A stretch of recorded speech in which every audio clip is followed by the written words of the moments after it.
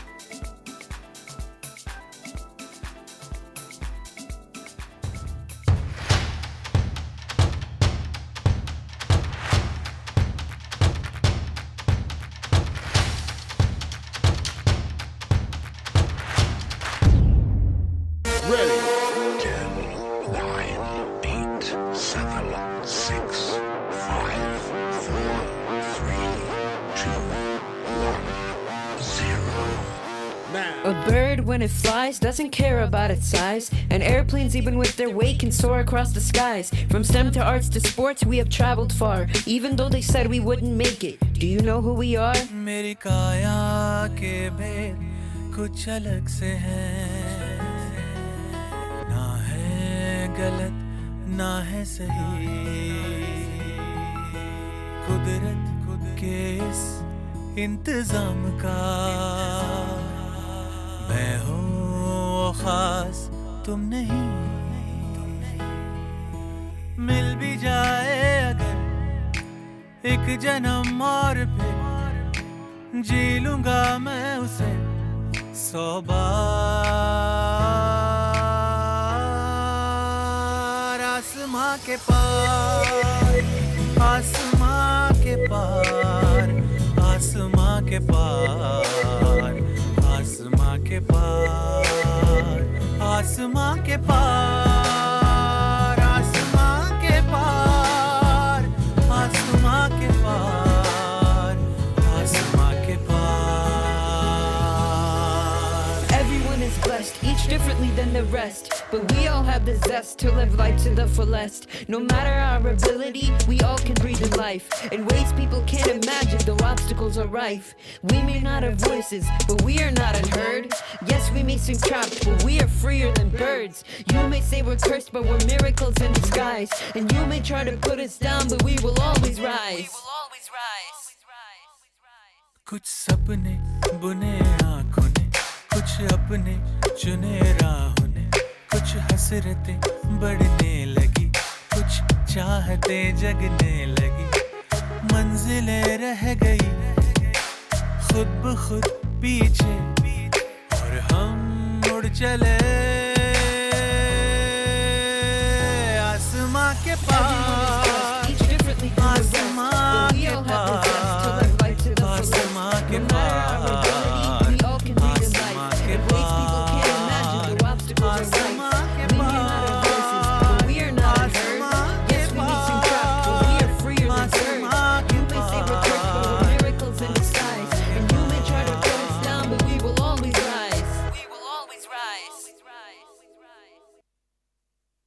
The renowned theoretical physicist Stephen Hawking once said, "My advice to other disabled people would be, concentrate on things your disability doesn't prevent you doing well, and don't regret the things it interferes with. Don't be disabled in spirit as well as physically." Hello everyone, my name is Justin Jesudas and I'm your host for today's Abilities Unlimited. A very hearty welcome to each of you to the 9th edition of India Inclusion Summit 2020. India Inclusion Summit is a volunteer-led initiative with a mission to make India inclusive. Every year, this has been an opportunity for the community around inclusion to come together. After 8 years being a physical event, this year it's going digital, spread across 4 different events across 3 different days. Over the past 3 weeks, we've successfully had Resilient Me, India Inclusion Summit Youth, and Celebrating Inclusion. Today, it is my proud privilege to present to you the grand finale of the India Inclusion Summit 2020, Ability Unlimited, where we acknowledge and bring together the community around inclusion, the corporates, social entrepreneurs, and NGOs.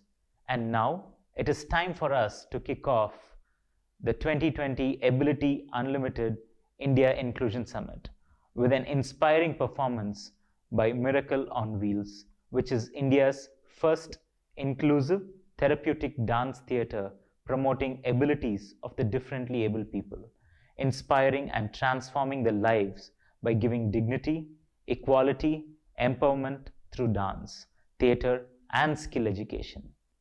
Presenting to you, Miracles on Wheels.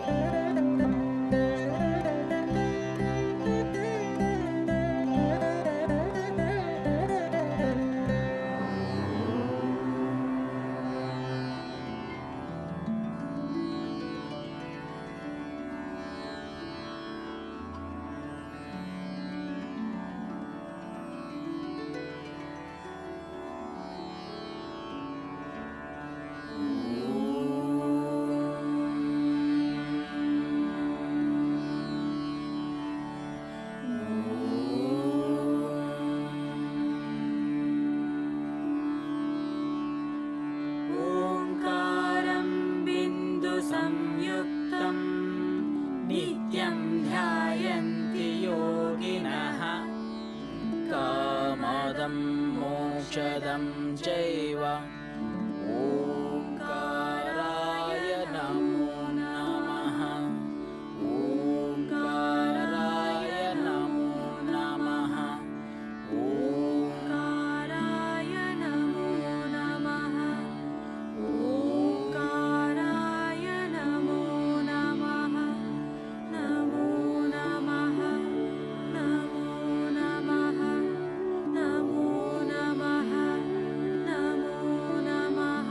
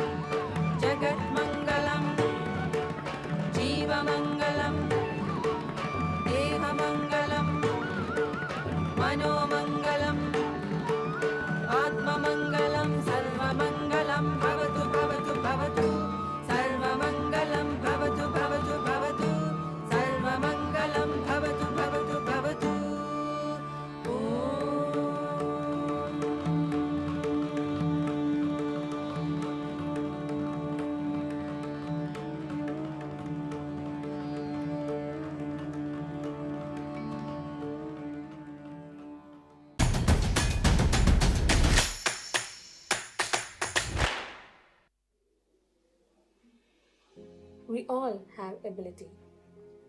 The difference is how we use it. As a society, When we celebrate ability, the possibilities are infinite. To know the reality of ourselves, we must be aware not only of our conscious thoughts, but also of our unconscious bias, prejudices, and habits.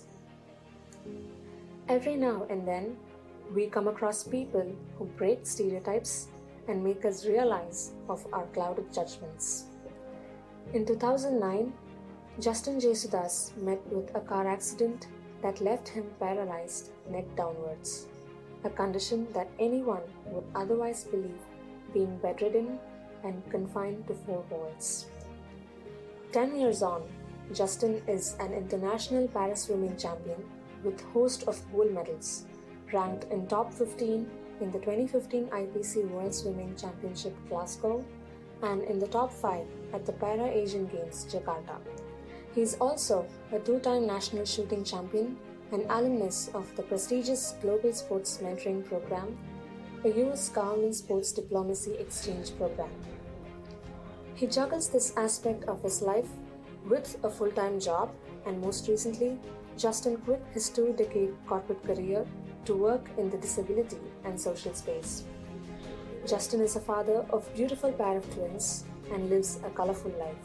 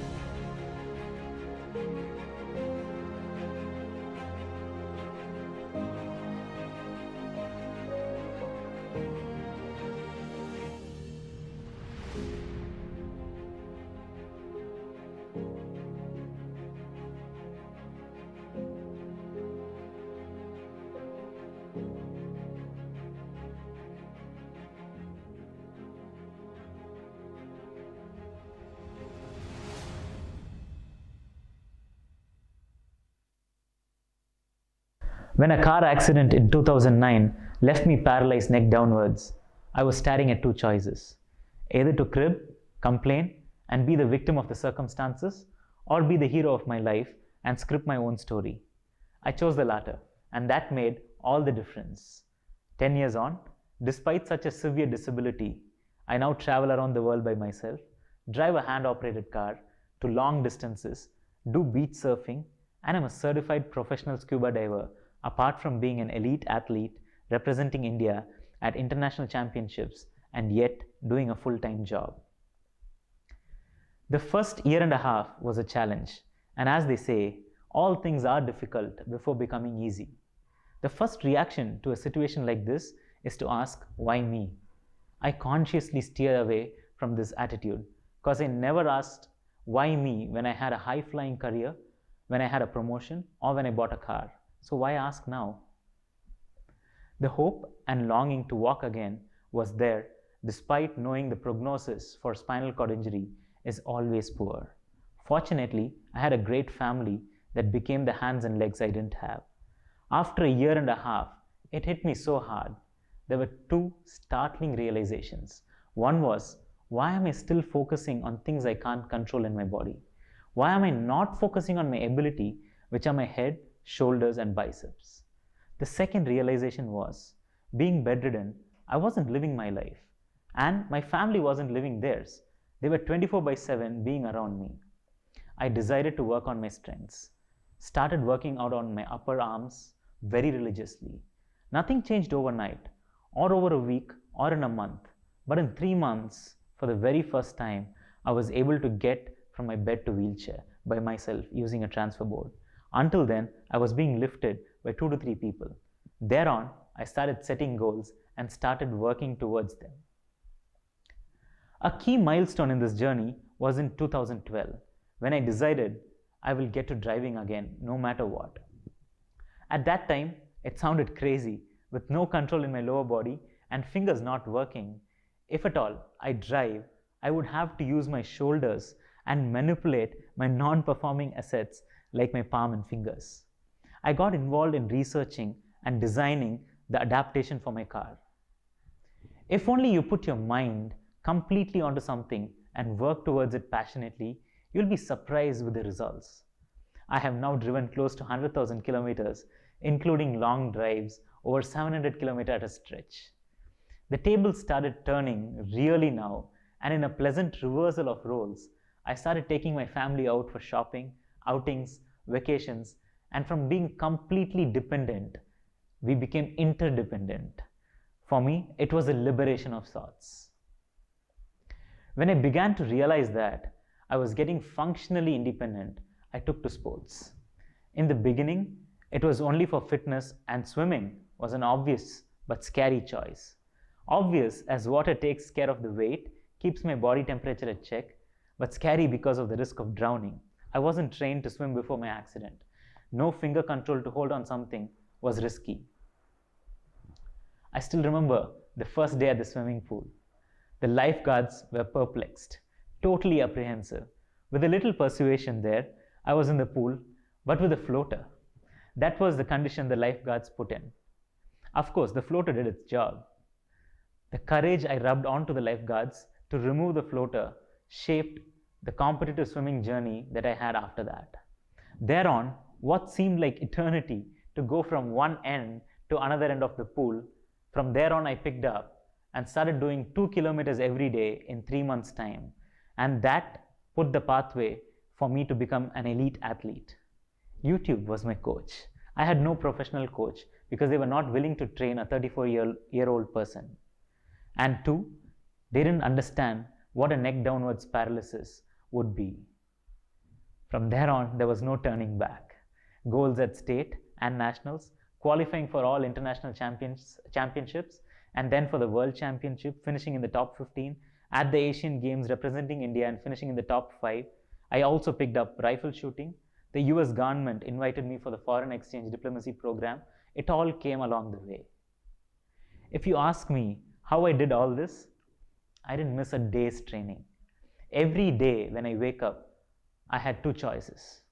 I can find reasons to disable myself and lie in the bed and start staring at the ceiling. Or I can find reasons to enable myself and seize the day. Of course, I chose the latter. My disability can be measured by the doctors, but my ability, nobody can measure. There is simply no limit for your abilities. We now have a panel that brings together stalwarts from the industry and NGOs to talk about how corporates, NGOs, and social entrepreneurs can bring their strength together in the space of disabilities. I'd like to introduce our moderator for the panel discussion, Rakesh Paladugula, who is a product manager at Adobe. Rakesh is a passionate accessibility specialist, advocate, and mentor known in the accessibility and disability space globally. Rakesh is a frequent speaker and panel member in many accessibility and disability events. He writes on his website, Maxability.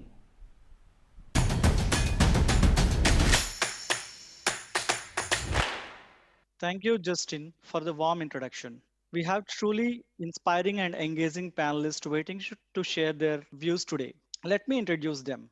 Padmavati Srinivasan, our first panelist for the day. Padmavati Srinivasan was affected by polio when she is 3 months old and lost her mobility below neck. Despite of her socio-economic and physical challenges, she has completed her chartered accountancy, cost accountancy, and had a master's degree in psychology. She started her career practicing and worked at Standard Chartered Bank, and currently she is working in Barclays Shared Services as Vice President for Transfer Pricing. She volunteers at various organizations, including one for preventing suicide, as she is a trained psychologist. We will hear more when she speaks. A warm welcome, Padmavati.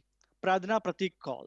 Mrs. Pradhana Pratikal is co-founder of Giftable. Pradhana worked with IBM and I Volunteer. She is a cost marketer, motivational speaker, and consultant for diversity and inclusion. Her contributions to the industry has won various awards and accolades, including Social Entrepreneur of the Year by Nama Bengaluru Foundation, Best Social Entrepreneur by Hand in Hand, Top 3 Social Entrepreneurs by IIM Kolkata Innovation Park. Great to have you here, Pratana. Welcome.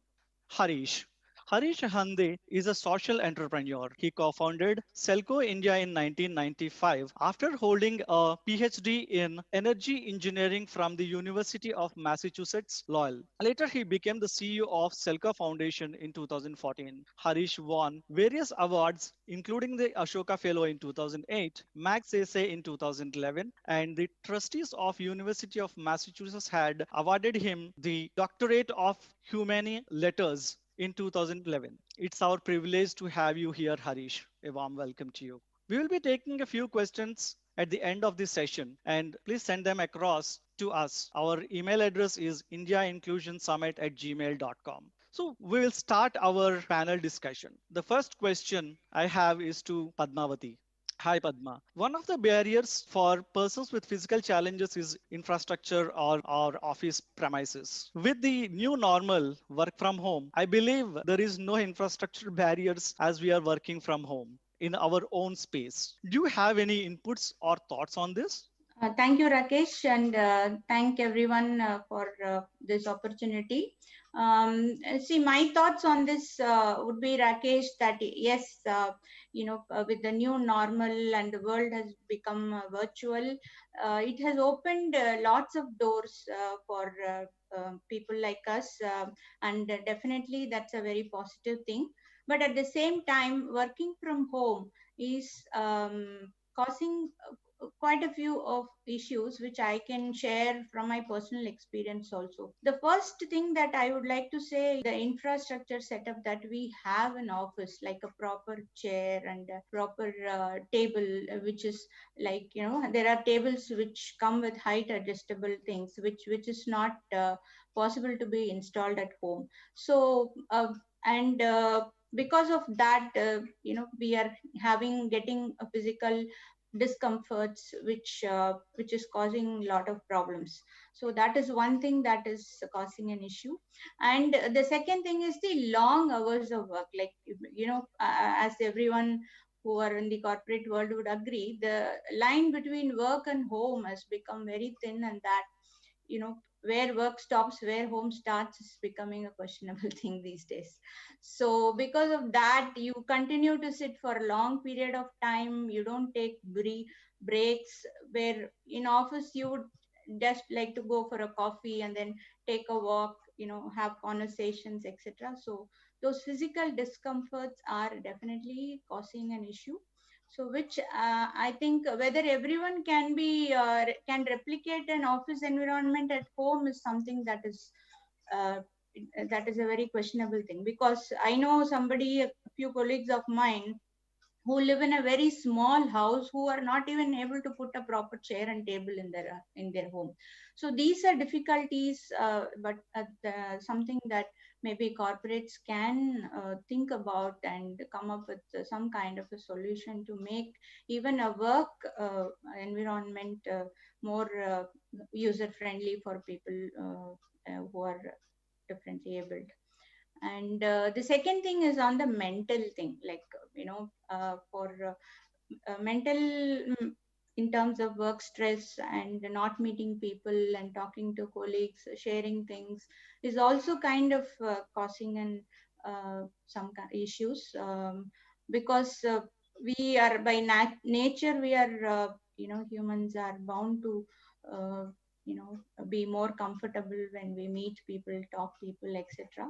And that is also kind of resulting in mental stress and all that. I know every corporate is taking a lot of steps in terms of mental well-being also, but how comfortable we are talking about it is something that we need to keep in mind. Yeah. So these are the constraints that I think is Thank causing you, it. Padma. That holistically covered different aspects of life and also uncovered the myth that timing is most important, and where you cut off the work and where the home life starts. Thanks for that insightful information. Harish, now I have the question for you. After listening at Padmavati's conversation, is it the lack of awareness or the drawback of implementation that corporates are not able to provide a 360 degrees work from home or reasonable accommodations otherwise for people with disabilities? What do you think on that lines?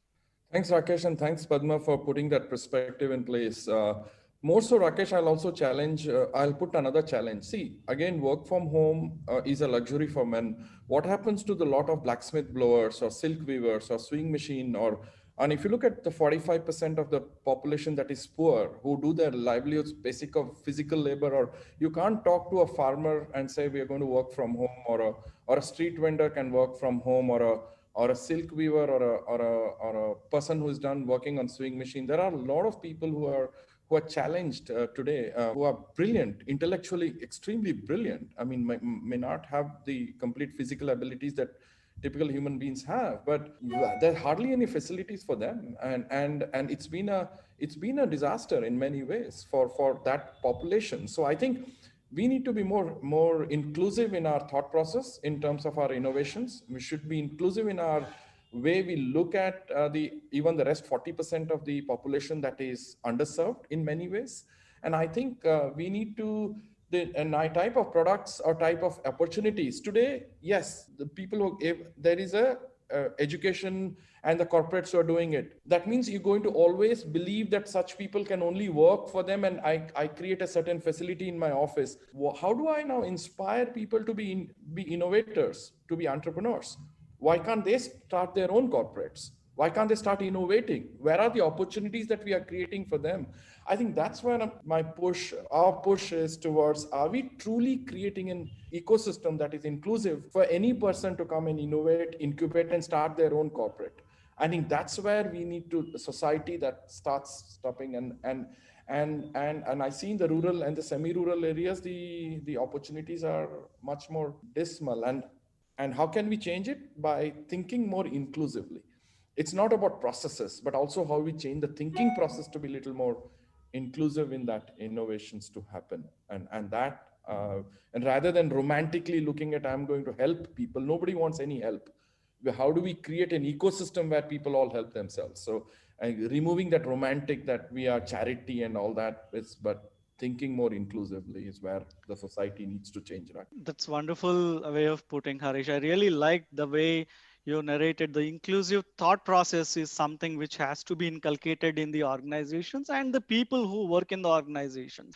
And yeah, as you said, the rural and the semi-rural areas and the underprivileged, 40% of the underprivileged is where you need to invest more and understand how we can enable them to be helping each other rather than relying on the help from the corporates or other organizations. Thank you so much for that insightful information. Pratna, let me come to you. Now we heard Pradmavati and Harish talking about their perspectives.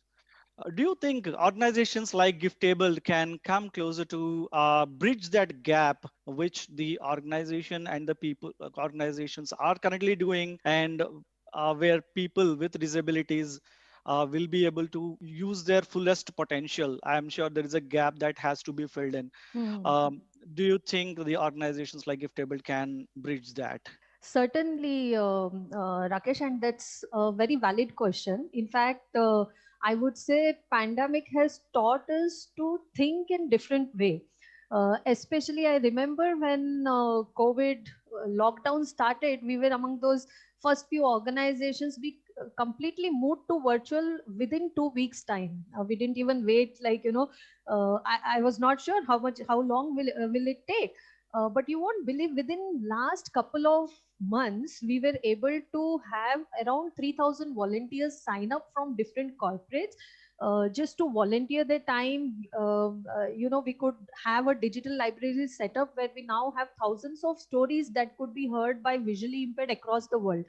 Not just that, I had like around 500 plus signups where people now can actually start communicating with deaf in sign language. I still remember almost 13 years back when I learned sign language and I used to meet any deaf, I used to be fully excited. And, you know, I used to go and say, hey, hi, my name is Praarthana. And the immediate response I used to get was, are you deaf? And I was like, no. Is someone in your family deaf? And I was like, no, why? Because you're signing. So for them, it was like, if you're signing, you're not part of that community. Like, you know, you must be having some reason for learning sign language. And we wanted to change that notion when we started Giftable. And I still remember one day one volunteer posting saying, hey, I learned alphabets in sign language. I see a pottery artist who is deaf in MG Road, Bangalore. And I just go and I said, let me try my name. And she goes and says, hi, my name is Aleke. And the response she got was, are you volunteer? Giftable. Now, Giftable is just one such organization. There's so many such organizations doing amazing work. And if corporates, like Harish rightly said, it's about ecosystem, right? Everyone coming together and bringing in that change. We need not be next to the beneficiary to bring in that change. I sitting here today, I'm working with acid attack victims who are in North India, or I'm working with artists with disability in Kashmir as well as in North Karnataka, right, in Maharashtra. So it is possible, just that what we need to do is understand and quickly move to the virtual world. We were able to do trainings, vocational trainings for with support of partner NGOs in rural areas. Like Harish said, right, you know, partners, farmers can't come and become virtual. There are a lot of 70% of our population is in rural area, and organized sector can at the most hire 1% of people with disability. What happens to the rest of population? Correct. So today we can proudly say, you know, last month we had this order from Cisco where they said, hey, we want to recognize 900 employees sitting in 900 different locations. Now imagine we getting in touch with courier partner and delivering those products made by people with disability to 900 different locations, supporting livelihood of so many people with disability, right? And that's the role Right. organizations like Giftable can surely play. Awesome. And definitely that I agree. The chain system of working with the organizations Yes, and getting onto the most rural parts, and which is very much close to my heart. I being a person who hail from a rural part of Andhra Pradesh, right, definitely value the importance of bringing the upskill in the rural areas. Thank you very much for that exactly. information, Pratna. Thank you. So let me now come to each one of you with a question, and I would like to get that answered in a sentence. Um, and let me start with Harish. How can the organizations or our colleagues can make the workplace inclusive? What is one thing that comes to your mind? Oh, the one thing that comes is thinking. I mean, I don't even. I mean, if I'm talking to anybody, I mean, I'm talking. I'm going to fight with anybody or going to praise or work with absolutely no. Doesn't matter what disabilities or what the last name on which religion and what caste. I think if we can break that barrier, and if that comes from the education system, and as if I'm. So that's where it's the thinking. For me, it's pure and simple. Is thinking. Everything else will follow, and as Awesome. long as we kill that thinking process. What do you say, Padma? Is there a way you think organizations and our colleagues can make our workplace inclusive? Sensitizing people is the one thing that comes to my mind, Rakesh. So, That's great. making people That's aware the of starting of, yeah, that's the beginning for everything. Wonderful. yeah. What do you say, Pratna? I would say believe and become an advocate. We keep hearing, like, you know, I want to be an ally. And I think that's the message, be an ally. Everything is possible. Like each one of us can do some little things and create that larger impact. Thank you very much, all the panelists, for sharing your views. Before we go to the Q&A, I have one question for you, Padma. When you are applying for a job, what is the first thing that comes to your mind? That's I'm very much curious to know that. The first thing that would come to my mind is the accessibility of the place where I'm going to attend the interview, Rakesh, because how I will reach and whether I'll be able to climb, get inside the building, whether the chair in which I'm going to sit and attend the interview is going to be comfortable. All those things are the first things that come to my mind. So because again, this from personal experience, I've faced many challenges. So that's the thing that comes to That's my very mind. true. And I totally agree, because for many of us who don't know about or think about disability, all that we think of is what is the question or what are the questions that the interviewer is going to ask me, am I going to get this job or not? But for persons with disabilities, it is about the infrastructure. Am I able to properly go? Are they going to help me with the reasonable accommodations during the interview? Am I able to have a comfortable chair to so that I can concentrate on the questions, etc.? And that's very much true. Thanks for your sharing your experience, Padma. We have come to the end of this session today. Thank you very much, Pratna, Harish, and Padma, for sharing your views today. Thank you so much. Back to you, Justin.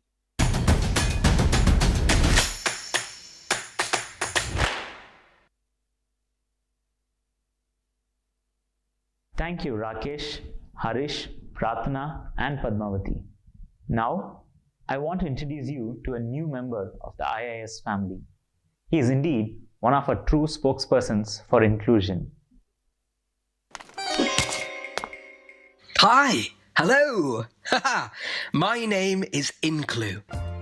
Every name has a meaning, and Inclu is short for inclusion. Do you know what inclusion is? It's a very special word. Inclusion means when everyone is valued and accepted for who they really are. Respect for everyone from all walks of life. Just like Namaste means sharing respect to everyone you meet. He is Inclu, our new mascot for the India Inclusion Summit. We will be meeting him again.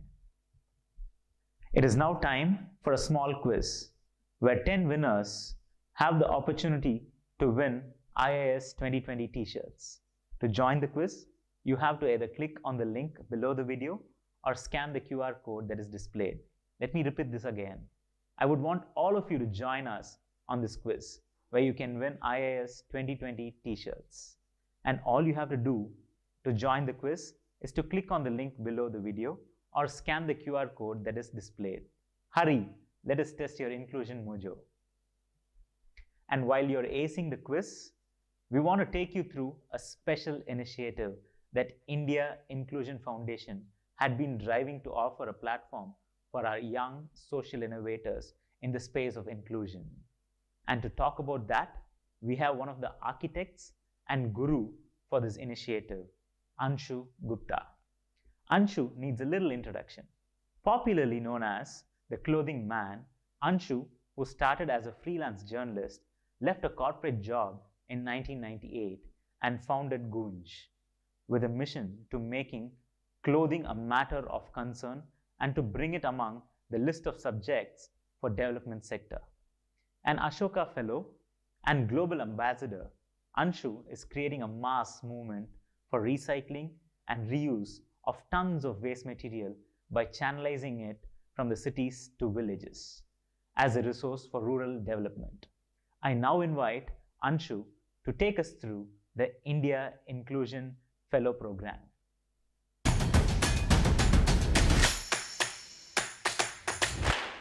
So every time I come for India Inclusion Summit, I say that I go back much richer. Such a beautiful forum, and in this forum, where people from all walks of life come, meet each other, get strength from each other, learn from each other, and in the process, in the process of India Inclusion Summit, this fellowship was started. So this is the fifth year. 2016 we started, and when I was connected by when I was contacted by Feroz to chair this fellowship, I actually, to be honest, I thought maybe I'm not eligible for it, but then I just took it as a learning opportunity, because every year you end up meeting such beautiful people, such beautiful doers in this space, which I think I didn't know enough. I even today don't know enough, but still learning from the people.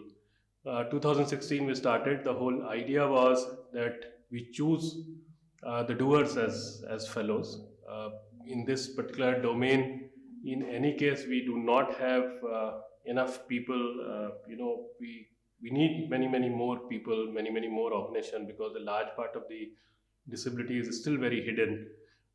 Still, there is like in the menstrual hygiene space when we work, we always say there is a shame of there's a culture of shame and silence. So somewhere in this space also, in the arm janta, in the common people, it is the case. This needs to open up, and when these many institutions, many newcomers get into this and adopt it and work on it, obviously a lot of new activities, new work happen. So 2016 we started, and now with this current batch of 8, there are 32 fellows. Very in a very detailed process, these people are chosen, uh, and the best part is that the fellows choose fellows. I mean, we are there, at the on the outer boundary of it, but fellows really take a lot of effort. This year also again, fellows took a lot of effort, and they, from a pool of 60 fellows, 8 are chosen very carefully. The most beautiful part of this particular fellowship, this year's fellowship, is that we literally have fellows from, say, Kashmir to Kanyakumari and Kolkata to Vadodara. So, although there are only 8 fellows, but geographically we have been able to cover a lot, and idea wise also we have been able to cover a lot. These fellows go through a very rigorous process of talking to each other, learning from each other for about a year, and then it used to culminate in the this particular summit. This particular year we will be doing it for 9 months, and then 1 week very intense, which is a part of this fellowship program, where we bring people from all walks of life in terms of how to shape up the organization, how to learn from each other, how do we really work together in this space. My congratulations to all the fellows and all the people who are listening, all the people who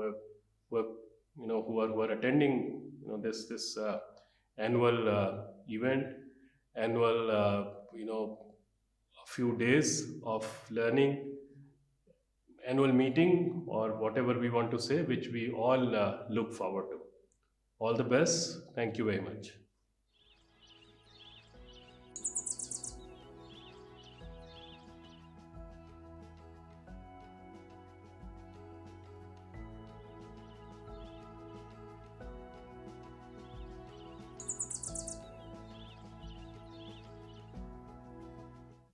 Hi, my name is Amanpreet Singh Chopra. I'm Shweta Runwal from Pune. I'm Suraj Santosh Kumar. My name is Ashwat. This is Shomita. I'm Tiffany Brar. मेरा नाम तारिक अहमद मीर है. My name is Padmini Chenna Pratida.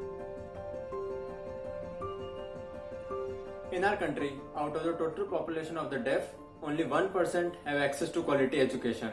This is where, to fill this gap in learning, we come into the picture. We are building an interactive game-based learning platform for the deaf kids that will also act as a teaching aid for the teachers in special schools and will act as a home reinforcement tool for the parents at their home. People with special need get categorized by the A, B, C, D, E products. A, agarbatti, B, basket bags, candles, chocolates, diyas, envelopes. Tickle Your Art is a social enterprise, and it aims at bridging this gap when art made by self-advocates are integrated to make high-end personal and lifestyle products. At Tickle Your Art, we are starting with emphasizing inclusion through our products and be a familiar name in Indian homes and hearts. We believe the key to inclusion lies in breaking down communication barriers, and that's exactly what we've set out to do. At Sign Talk, we're building a gamified language learning platform to learn the Indian Sign Language. Our vision is to use Learn ISL and to give people a simple and fun experience while they're learning the language. Our focus area is on livelihood, health and education for persons with disability and marginalized community. Our mission is to bring an ecosystem with the help of person with disability as a change agent. Through this ecosystem, we are bringing possibilities for people with disability and their family and reduce the barriers for their individual growth. Zenica designs clothes around people's physical needs and challenges, and it makes the clothes easy and quick to wear and as independently as possible. So it really gives people the right to choose and empowers them. हमारी organisation differently abled लोगों के बनाए हुए products जो shawls, tools, scarf, saris वगैरह हैं produce करते हैं।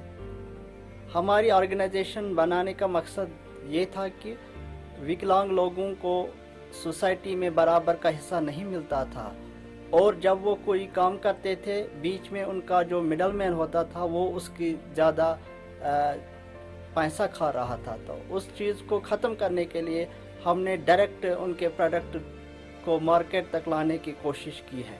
How can we use sports as a tool for development to advance disability rights? Today, without investing any money, we have been able to educate a community of persons with disabilities in India who themselves are reaching out to people in the last mile villages of the country. And so as an evolving organization, we are focused on advancing disability rights using research, education and advocacy as our primary tools. I'm blind, so what? I have many other capabilities. And through my initiative, the Jyotirgamaya Foundation, I wish other blind people also to focus on their capabilities, not on their disabilities. I started as a mobile blind school, going from door to door in search of blind people, bringing them out of the four walls of their houses, empowering them, instilling in them confidence, training them in technology in all its latest forms.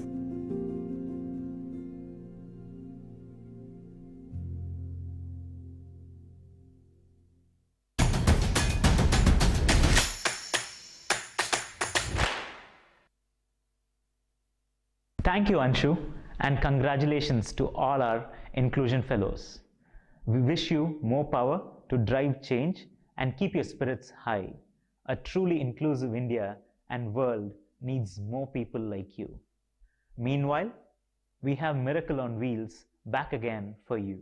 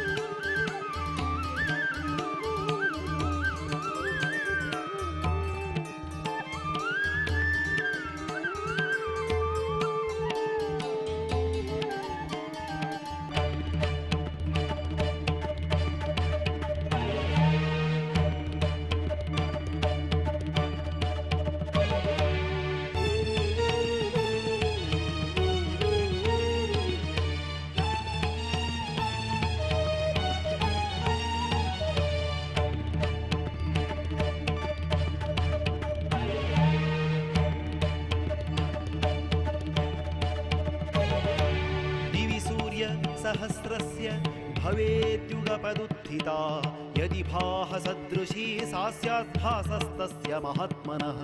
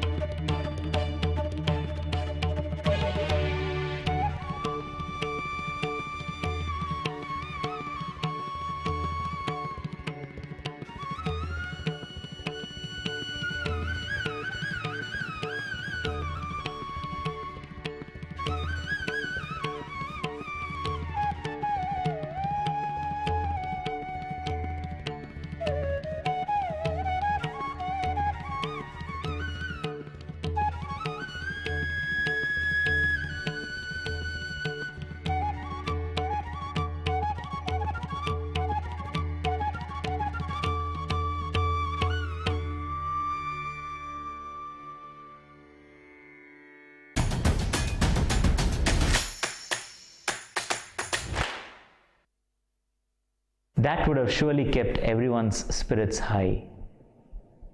We are now moving overseas to the next segment with Nadine Vogel, founder and CEO of the Springboard Foundation, in conversation with Jim Sinocci, who heads the Office of Disability Inclusion at JP Morgan Chase. Jim Sinocci is the head of Disability Inclusion at JP Morgan Chase & Company. In this role, Sinocci works closely with senior leaders across JP Morgan Chase to establish consistent standards and processes to better support employees with disabilities.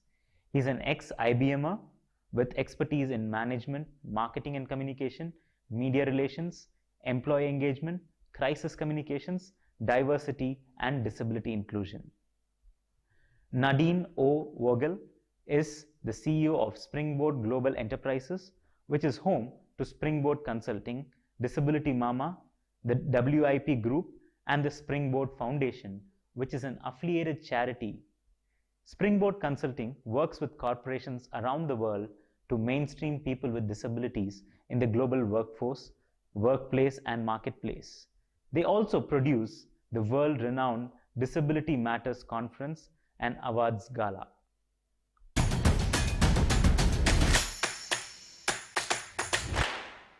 Hi, I'm Nadine Vogel.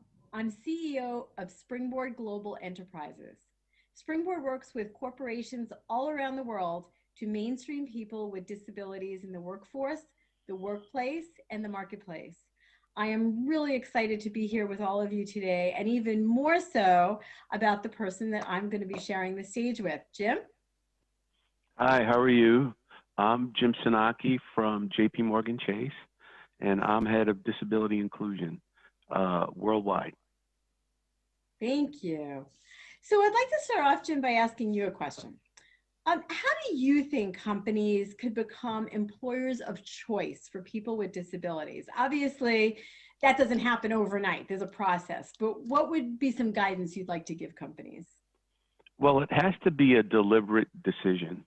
It's not something you do in terms of, let me join the pack and do disability inclusion. You really need a full commitment because there's more involved than just hiring people. It says you got to hire qualified people to work at your place of work, as for JP Morgan Chase. It's a bank which has many job roles, but it's basically a financial institution. Number two is you have to have the leadership to make the investments in terms of getting the right people there, setting up an organization that has the infrastructure to support people who are different. In the case of people with disabilities, it has to do with, are you going to have a program to help deliver accommodations? Are you going to have a program to ensure your accessibility of your technology is enabled for everyone?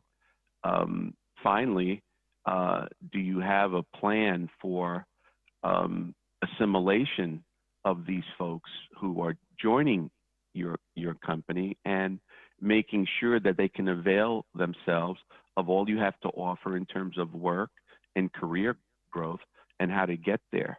So there's a lot to think about. It's not a thing that you wake up and say, hey, we're just going to do this, right? It has to be planned.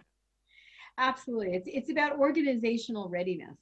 At Springboard, we work with companies and conduct these organizational assessments and gap analysis to help a company understand that path that you're speaking to, that cross-functional path that they're going to have to take to ensure that they're ready to do this successfully and sustainably. But, there's so many different directions for an organization to go. So if you think about disability as it relates to culture, relates to employment, what do you think is next on the horizon? I think it takes time. Look, our society today is still going through issues around race, gender, identity, disability, and you name it. What foods to eat, tofu. I mean, there's always a debate about things, but I think most people have to get over their fears about, number one, offending people or not being sure how to accept people who are different. And that takes some getting used to. And that's why policies, education, training, engaging with people who are different, trying to get to know each other. What's the etiquette when you go talk to a blind person?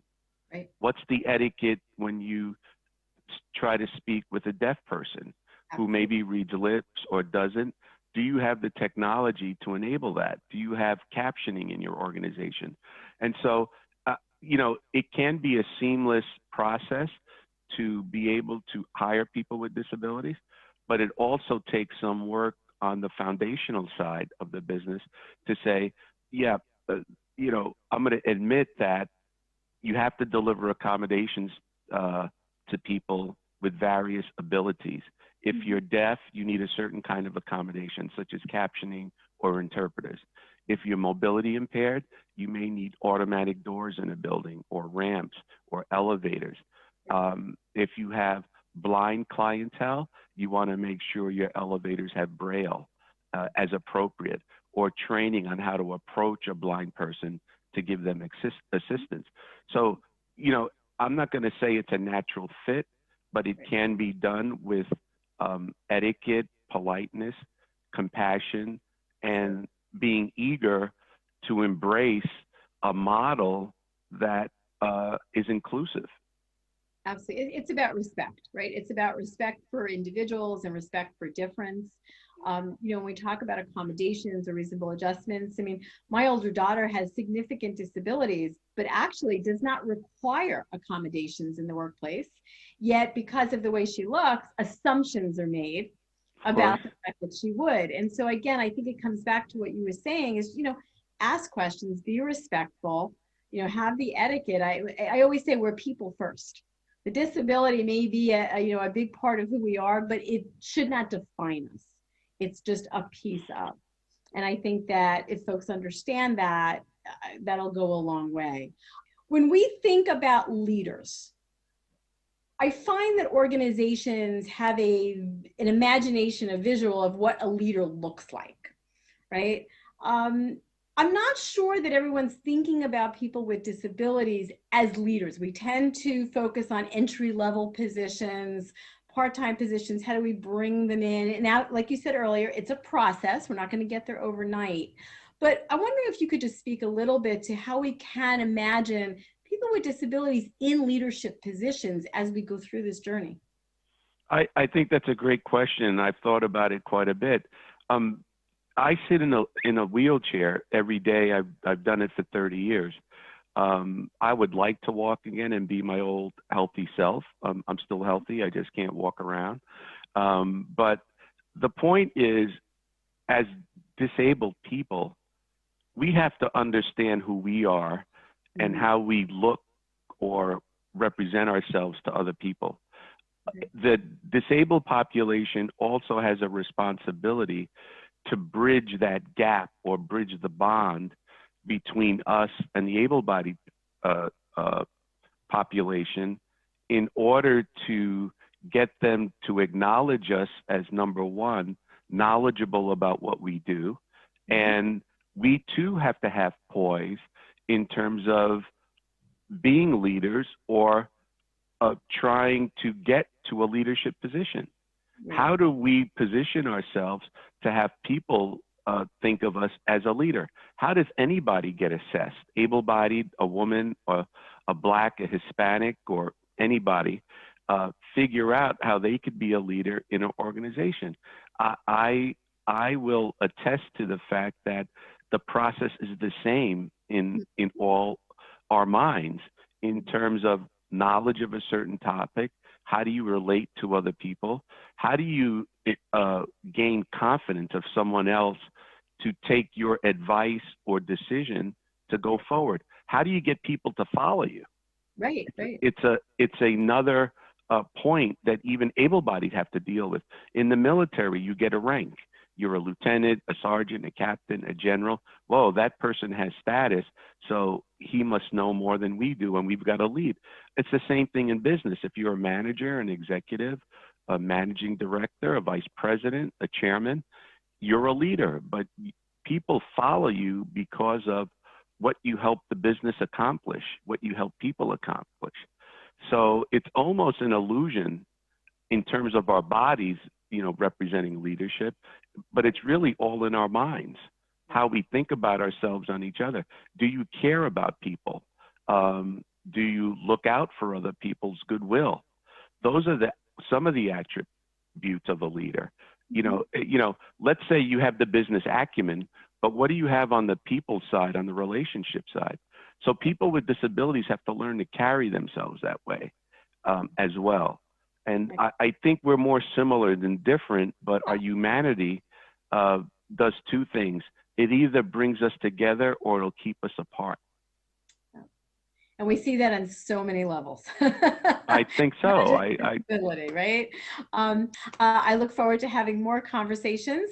I want to thank everyone for allowing Jim and I to present and share with you today, and we wish you a wonderful rest of your event. Thank you.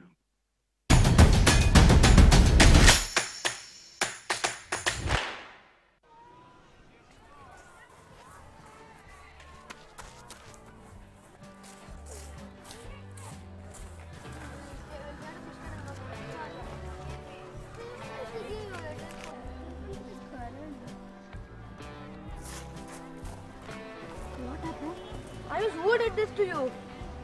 Ayush, say something. Come here, let's go.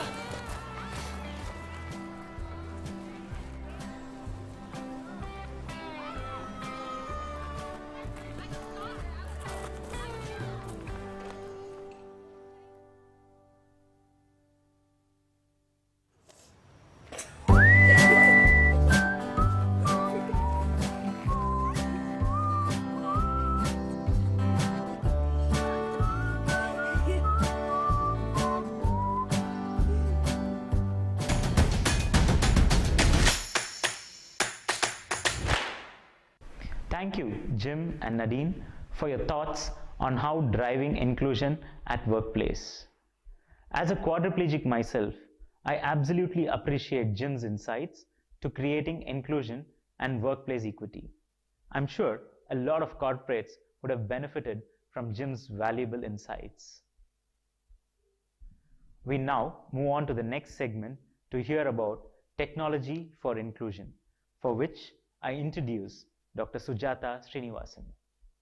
Sujata Srinivasan is a professor in the Department of Mechanical Engineering and heads the TTK Center for Rehabilitation Research and Device Development at IIT Madras. Her research focuses on applying mechanism design and movement biomechanics to develop functional and affordable assistive rehabilitation devices for people with movement disability. Professor Sujata has nearly 30 years of experience in her field, including 8 years in the US industry.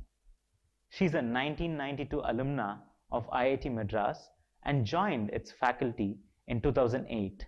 She has co-authored over 50 refereed journal and conference publications and is co-inventor of 29 patents. She is also the founder of NeoMotion, a startup on assistive devices incubated at IIT Madras.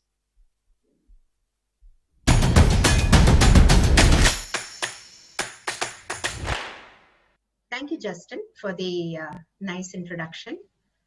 It is my absolute pleasure to be here as part of the India Inclusion Summit 2020.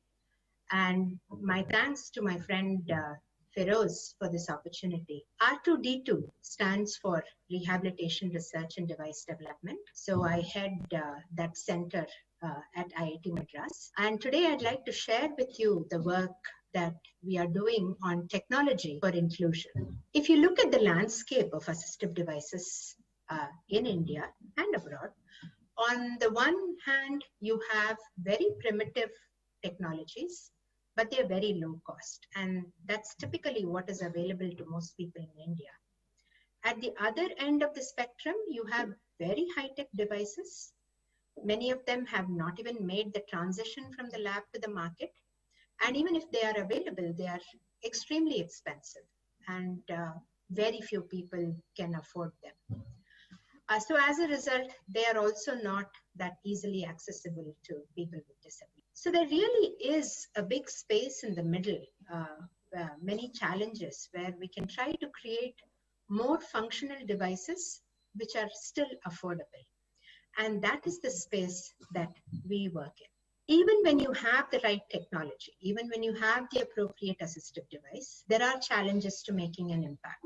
Affordability is number one, because many people disadvantaged once they have a disability.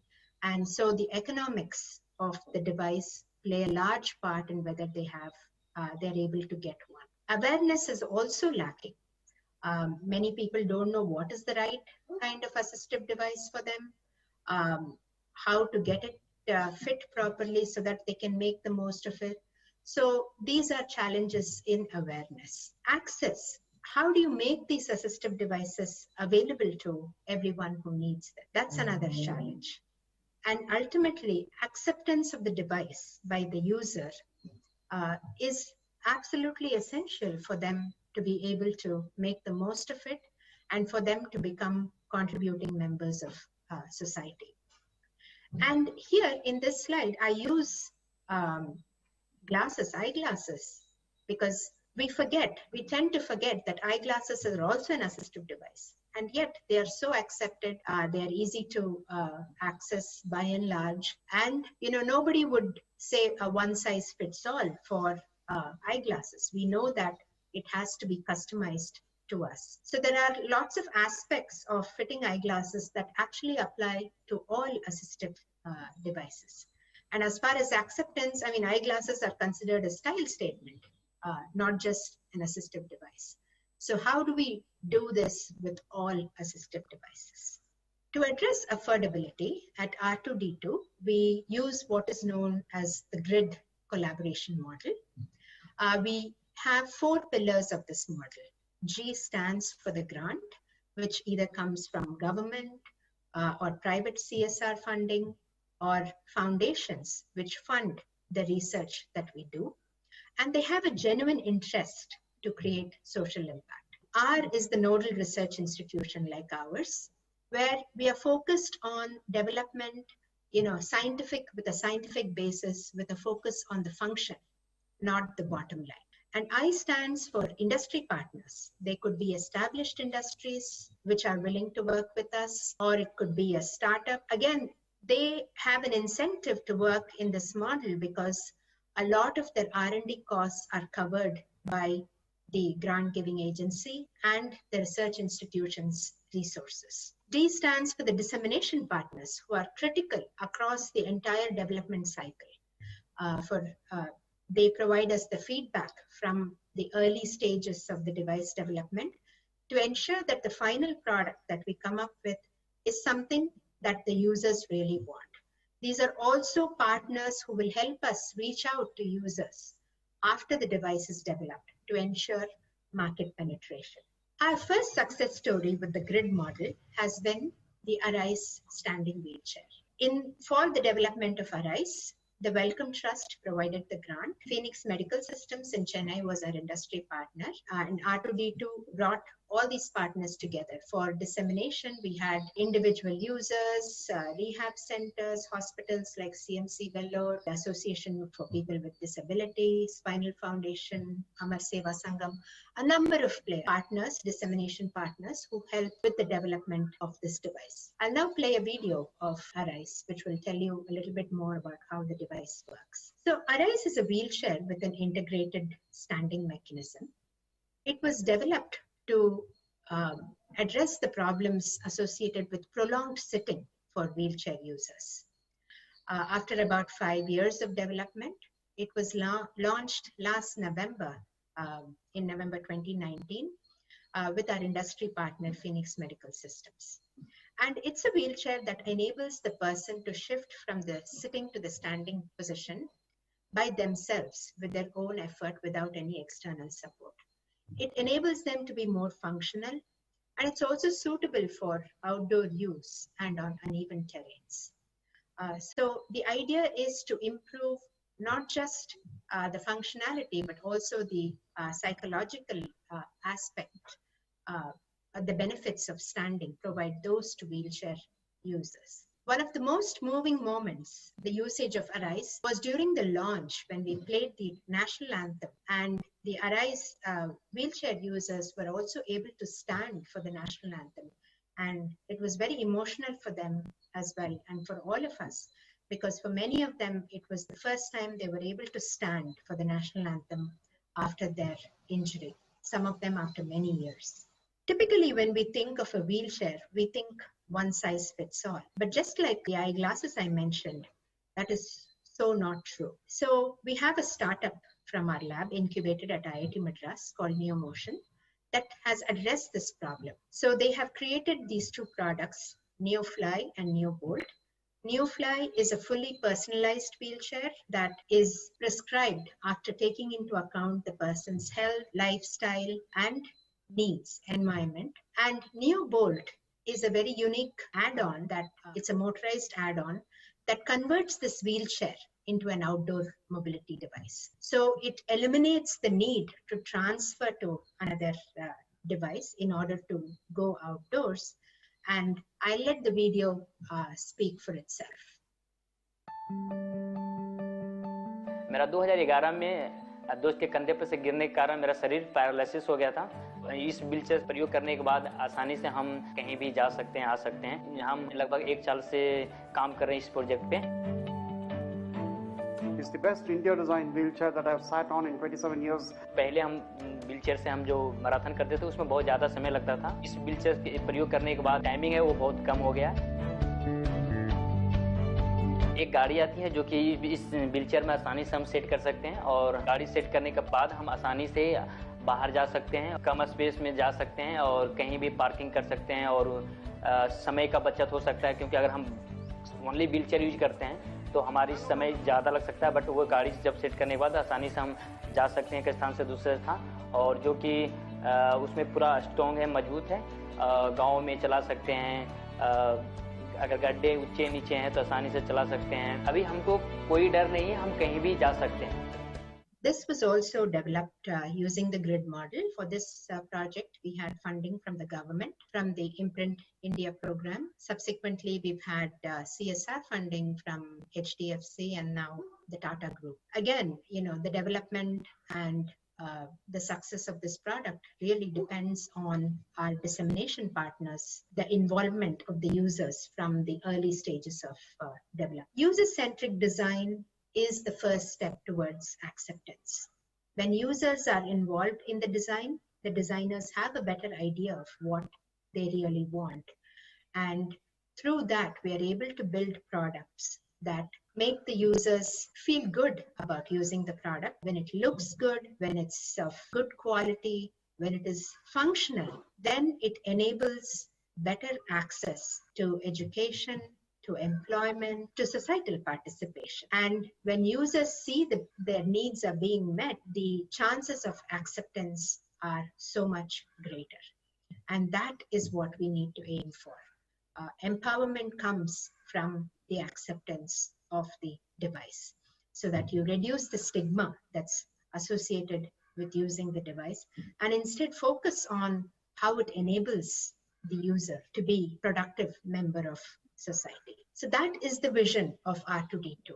Our goal is to work with all our partners. We have partnerships with various NGOs, medical institutions, rehab centers, other academic institutions. We hope more industries come forward to partner with us to take our devices to market. We hope more startups come forward and take some of these assistive devices to the market.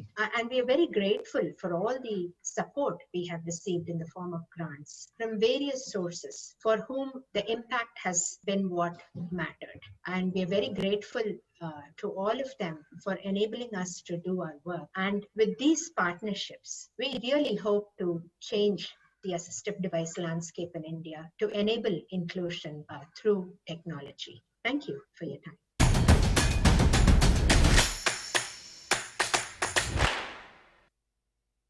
Thank you, Professor Sujata Srinivasan. As a wheelchair user myself, assistive devices have played a huge role in my functional independence. I wish NeoMotion the very best. India Inclusion Summit has been known to showcase unsung heroes and provide a unique platform for people with disabilities. It gives me great pleasure to introduce to you our unsung hero Karthik Dubai from Chennai, whose story is something beyond spectacular.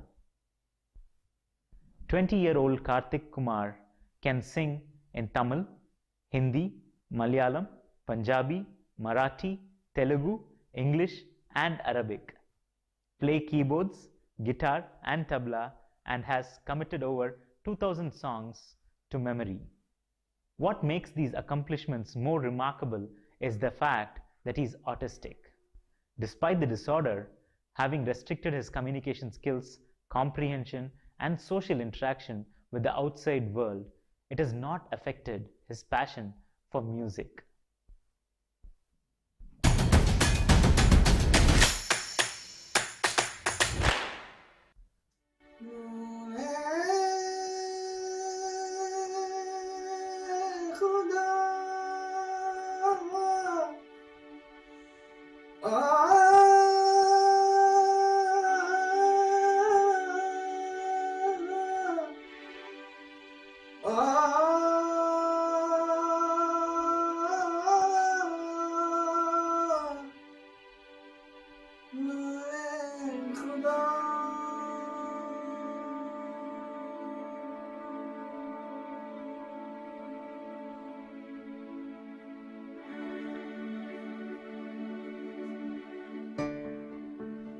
अजनबी मौत है, खौफ है और है, हर नज़र में धुआं छा गया, भल भल में जाने क्या खो गया, आसमां सर्द है, आहें भी सर्द है, रंग से साया जुदा हो गया,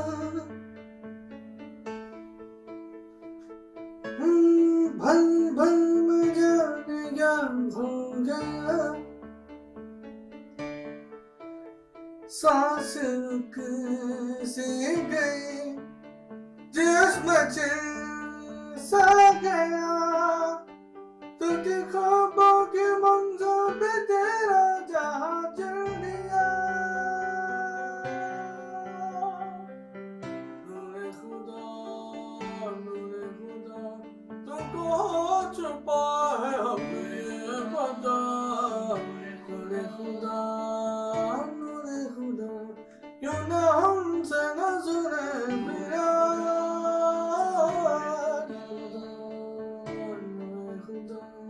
तुम कहाँ छुपा है हमें पता, नूरे खुदा क्यों ना हमसे नज़रे मिला, नूरे खुदा।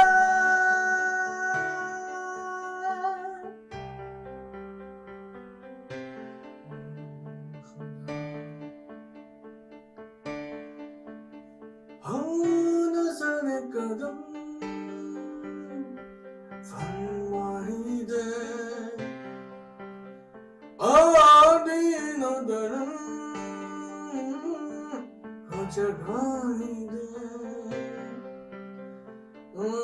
चलती हुई तन्हाइयाँ, उड़ती हुई परछाइयाँ, कैसी उड़ी हवा, छाया या के जज़्बा,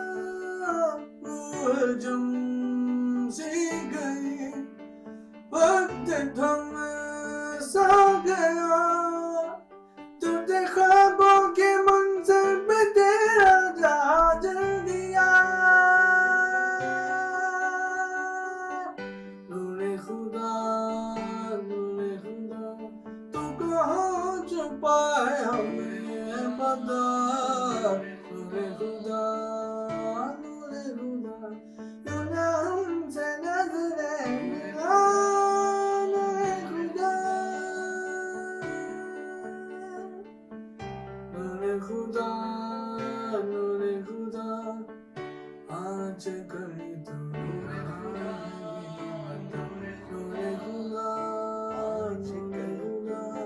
आज कभी तो नूरे खुदा या खुदा नूरे खुदा नूरे खुदा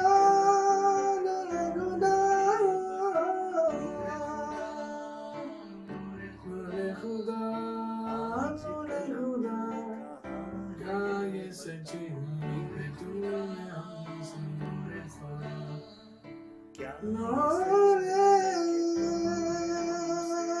खुदा Thank you.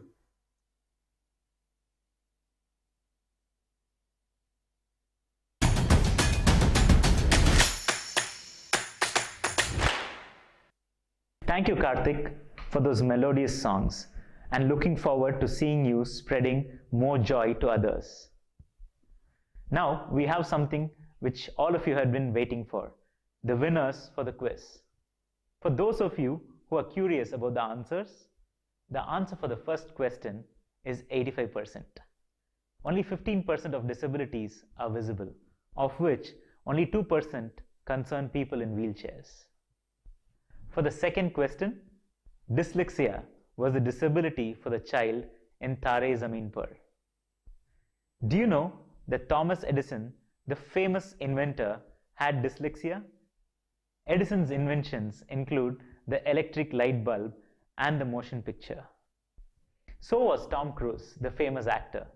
He never finished high school, although he had the ability to memorize his lines and perform on both the stage and screen. And the answer to the third question was Gujarish, where Hrithik Roshan played the role of a former magician who's a quadriplegic. Thank you all for the active participation. The IIS team will be reaching out to all the winners. Watch out in your emails. Now it is time for us to move to one of our highlights for today, where we have IIS co-founder VR Feroz in conversation with Vint Cerf, the father of internet, and Rishad Premji, the chairman of Wipro.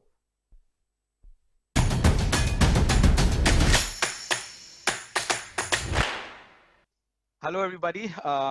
Welcome to the final session of the India Inclusion Summit. I am delighted to have two absolute legends in the technology field, both of whom I am very pleased to say as not just collaborators in my journey, but also dear friends. And maybe the only silver lining of COVID has been that I'm able to get both Windsurf and Rishad Premji at the India Inclusion Summit virtually. I can tell you I've been chasing them for many years to be part of the summit, but maybe in a virtual mode, we've had the time to do this for the first time. And before we get into a more detailed conversation, a very brief introduction. Both of them don't need one, but I would still try to make it very brief for the audience. Windsurf is one of the fathers of the internet, along with Bob Kahn. He's seen almost 50 years of internet, and I'm very keen to know what his take has been and what does he see as the next 50 years. So Vint, thank you so much for being part of the India Inclusion Summit. I'm happy to be here. Thanks so much for inviting me. And Rishad is a very dear friend. I first met him when he was selected as a young global leader, and I very proudly claim that I'm one of his mentors at YGL. But more than that, he's of course a very dear friend and the chairman of Wipro, a role that he took over in July 2019. So Rishad, thank you so much for taking the time to be part of the summit. I'm very keen to know how this a little over 1.5 years has been for you. I'm sure this has been, an interesting but also a challenging time, right? Yeah. So first of all, Feroz, thank you for having me, and it's a pleasure to be here and to be with you, Vint, as well. It's been an interesting roller coaster ride, to say the to say the least, over the last 15 months. I took over, and we've just been through, obviously, COVID, which has been something that everybody has experienced differently. And then we've also been through a CEO reorganization. Our CEO left us in January, and we had a new CEO join us, Thierry Delaporte, in July. And so I was playing a much more active and hands-on role for several months. So I joke with people and I say, if I can get some of the tough stuff out in the first year of this new job, then hopefully things can look better from here. But look, so it's been an exciting, interesting, challenging 15 months. But I also feel very blessed to have this opportunity to take over on this platform. Very proud of the organization that has been built, and proud not only for what we've accomplished in terms of performance, but really having built an organization on a bedrock of very, very high integrity and strong governance, which just becomes a great launch pad from which to do exciting things as we move into this new phase and new age of technology. So it's predominant of being really, really humbled and blessed and really excited as we move forward. Thank you, Rishad. So maybe I'll start briefly with Wind. You've seen 50 years of the internet, and I'm sure you wouldn't have thought about looking forward when you started 50 years ago, the impact of the internet. And I know it's very hard to divide the black and whites of it, but overall, when you see, are you happy with what the internet has achieved, being very aware that there have been some downsides as well? And what is your vision for the next 50 years of the internet?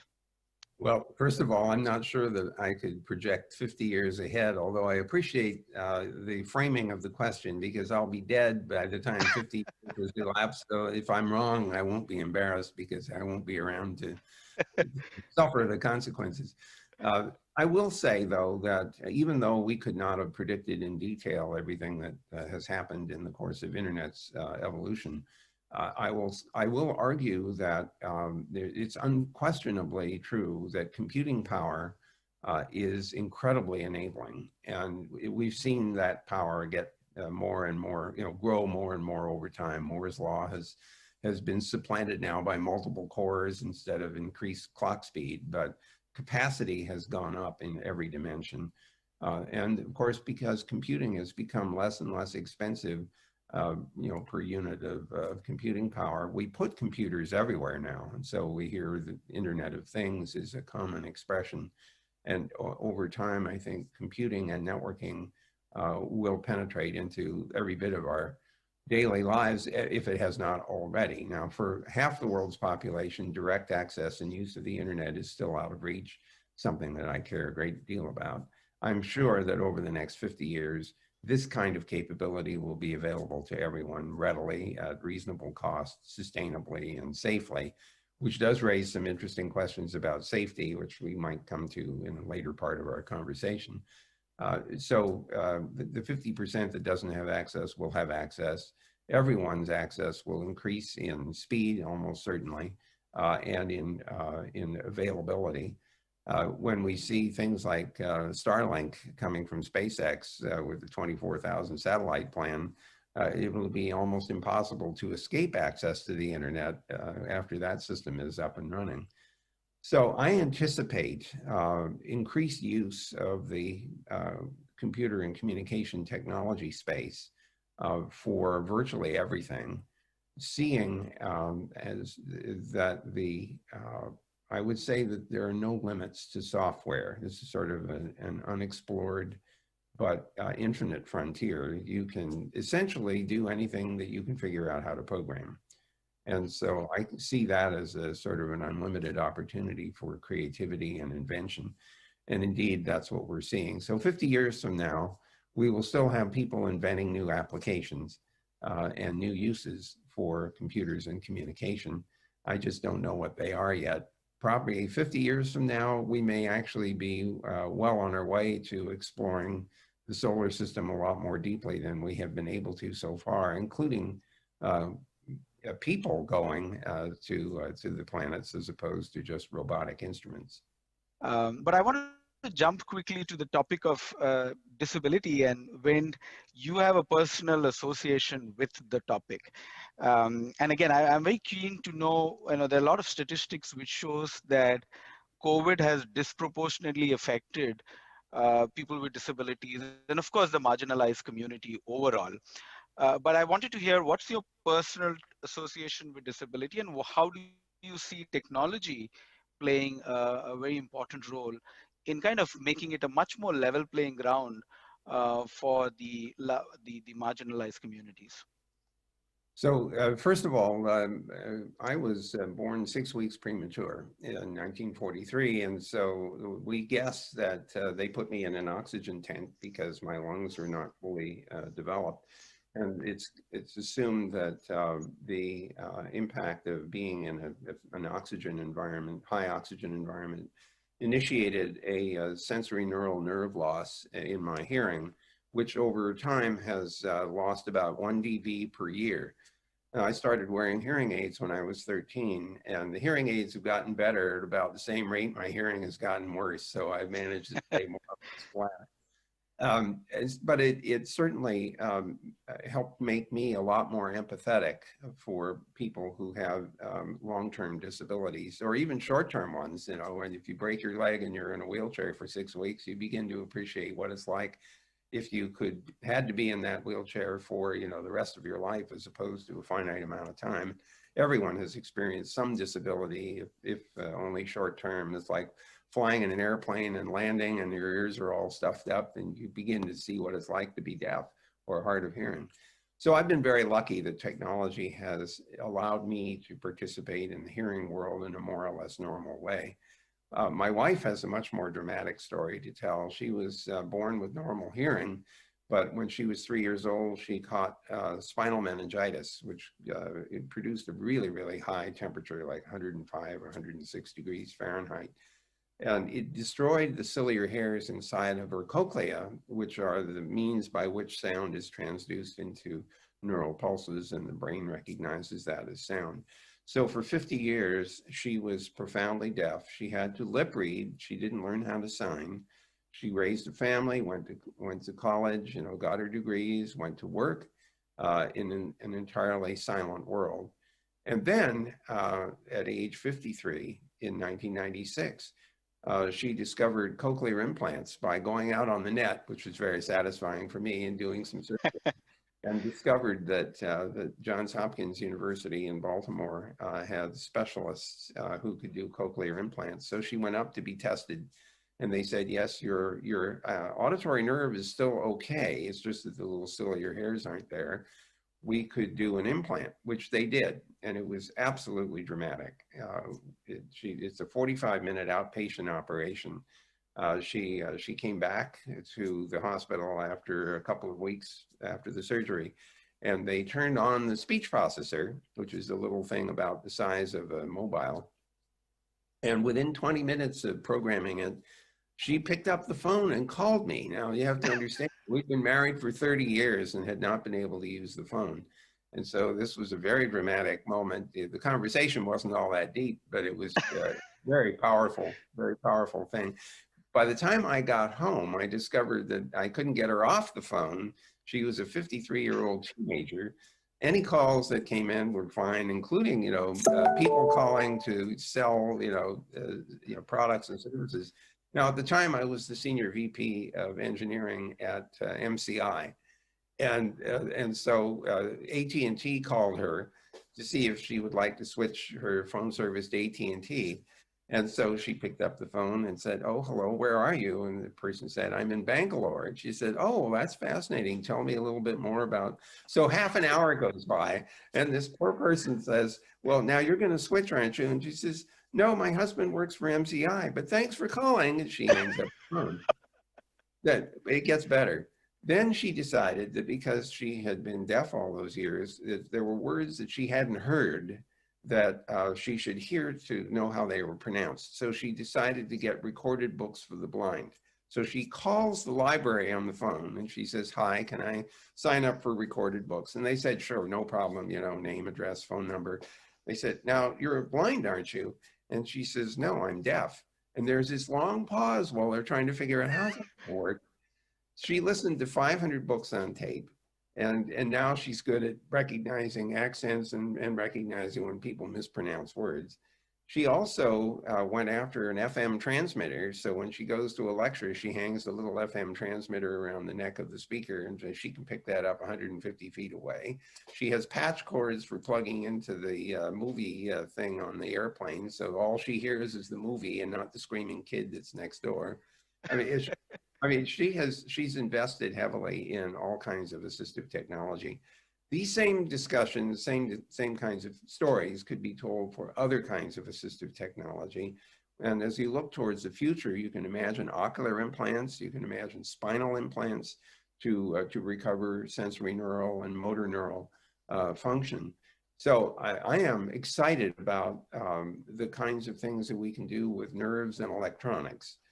And over time, of course, hopefully we will also learn how to deal with diseases that are caused by people who have genetic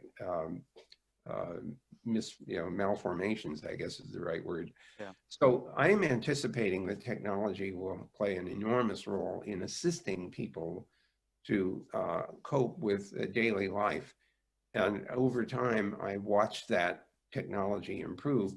Ironically, though, computers, which are the most powerful tools ever invented, still stymie people who have disabilities, whether they're blind or visually impaired or hearing impaired. We could do better. And I'm sure Rishad and I would agree on a number of things that would improve computer access for people who need assistance. And so that's still an area that needs to be pursued. What a beautiful story event. I mean, I remember meeting both of you in Waldorf, and one of the things I remember when you said is, my wife has a very magnetic personality. I know that was pun intended, because you could stick something on her head here because she had a implant, and that would actually be magnetic, right? Yeah, there's a magnet inside of her head which holds the external device that's delivering the signal from the speech processor, also has a magnet. So she literally just connects it to the side of her head. Thank you. I mean, what a beautiful example of what assistive devices can do to people to lead a fulfilling life. Thank you so much, Vin, for sharing that. It really made a huge difference.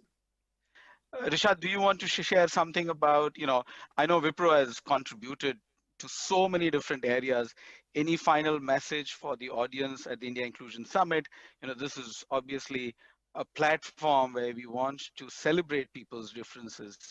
So any final remarks or comments on just your personal message or what Wipro is doing in the field of disability? No, I think that's a great story, Vin, and I think it really brings out to life both the power of how somebody's life can change with change and the power of technology to make that. Look, at Wipro, we've tried to be inclusive on a bunch of different levels, and we're still on that journey, right? And because we really want to have diversity in every shape and form at the company. And for us, diversity means not only that we attract people, but that those people then feel true to truly be themselves and be able to thrive in their own context and in their own environment, then feeling the need to acclimatize and change. And so, whether it be in terms of gender or attracting people, enabling people with disabilities to work at Wipro, to attract, diverse people in terms of ethnicity, and then as well as in terms of the social orientation and the whole LGBTQ community. And, it's again a journey that we've been on, but we take it very seriously, and it's been very satisfying. And so today, we have about 550 self-declared people with disabilities who are working in the organization. All our campuses are disability accessible, and accessible, and and we've seen as productive a workforce as anywhere else in terms of any other kind of person that joins the organization. So we want to be as inclusive and as open to people as we can be, and we continue to strive in that effort. And so it's an important agenda both at every level in the organization, including at our board level, in terms of diversity and inclusion. And I think I would just encourage organizations, if there are other organizations out there, to give it the importance that it deserves, because it doesn't only make for doing the right thing, but I think it also makes for a richer organization in terms of bringing in ideas that are very, very different from your own, bringing in people with experiences that are very, very different from your own. I'll just share a quick story. I was about 18, 20 months ago, when I think about diversity, I frankly very shallowly thought about diversity from the perspective of metrics. And then I had a mentor who told me I would tell them about when I was recruiting someone or looking for someone, that oftentimes I'd be looking for someone who was very similar to me, someone I could relate to, someone I could understand, someone perhaps I could feel comfortable having with a coffee or a drink with in the evening. And this person told me that's the completely wrong way to look for people. You've got to look for people who are very, very different from you, who challenge your core, who make you highly uncomfortable. They're highly functional, but they make you uncomfortable. And that's how you bring in richness of ideas. And so we've been very strongly focused on that from a diversity and inclusion perspective, because I think that makes for richer experiences, richer contributions by bringing in people that have very, very different experiences, not only in their professional lives, but also in their personal space. And that adds to the benefit of the organization. So in a way, it's actually quite self-serving for the companies to be doing that as well. So I would strongly encourage organizations to think about this and make it an important agenda. Thank you. Thank you, Rashad. On that note, I can't thank you enough for being at the India Inclusion Summit virtually. I hope we get the chance to see you in person whenever the world opens up and we get back to some sense of normalcy. Windsurf and Rashad Premji, thank you so much for doing this for us. And on behalf of the entire community, thank you so much for your time and your thoughts. Thank you. I look forward. Thank you. Thank you. Take care. Thank you so much, Win. Thank you, Rashad.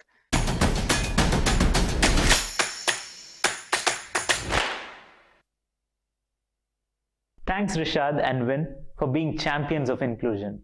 A movement to make our world an inclusive place will require collective efforts from everyone. And there is a huge part that influencers like you can play. And now, I'd like to invite my friend Inclu back with me on the stage to share his message for inclusion.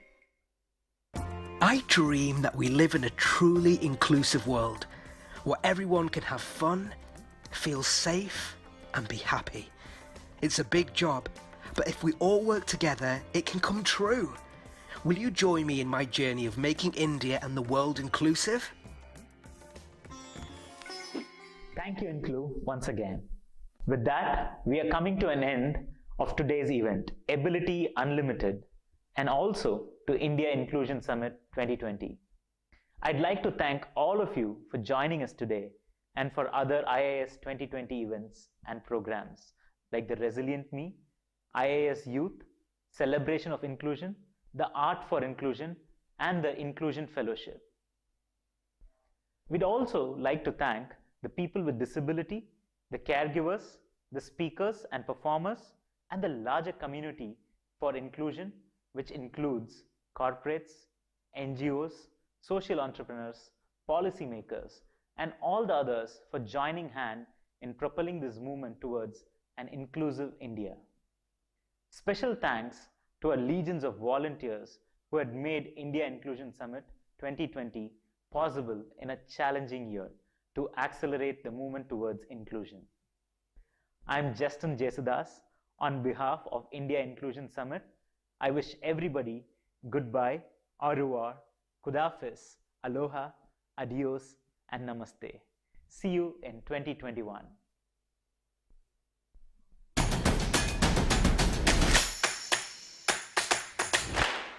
Bird, when it flies, doesn't care about its size. And airplanes, even with their weight, can soar across the skies. From STEM to arts to sports, we have traveled far, even though they said we wouldn't make it. Do you know who we are? मेरी काया के भेद कुछ अलग से हैं, ना है गलत ना है सही, कुदरत के इस इंतजाम का मैं हूँ खास तुम नहीं, मिल भी जाए अगर एक जन्म और फिर जी लूंगा मैं उसे 100 बार आसमां के पार, आसमां के पार, आसमां के पार, आसमां के पार, आसमां के पार, आसमां के पार, आसमां के पार, आसमां के पार. Everyone is blessed, each differently than the rest, but we all have the zest to live life to the fullest. No matter our ability, we all can breathe in life in ways people can't imagine, though obstacles are rife. We may not have voices, but we are not unheard. Yes, we may seem trapped, but we are freer than birds. You may say we're cursed, but we're miracles in disguise. And you may try to put us down, but we will always rise. कुछ सपने बुने आँखों ने, कुछ अपने चुने राहों ने, कुछ हसरतें बढ़ने लगी, कुछ चाहते जगने लगी, मंजिलें रह गई खुद ब खुद पीछे और हम मुड़ चले आसमां के पार, आसमां के पार, आसमां के पार, आसमां के पार, आसमां के पार, आसमां के And you may try to put us down, but we will always rise. We will always rise.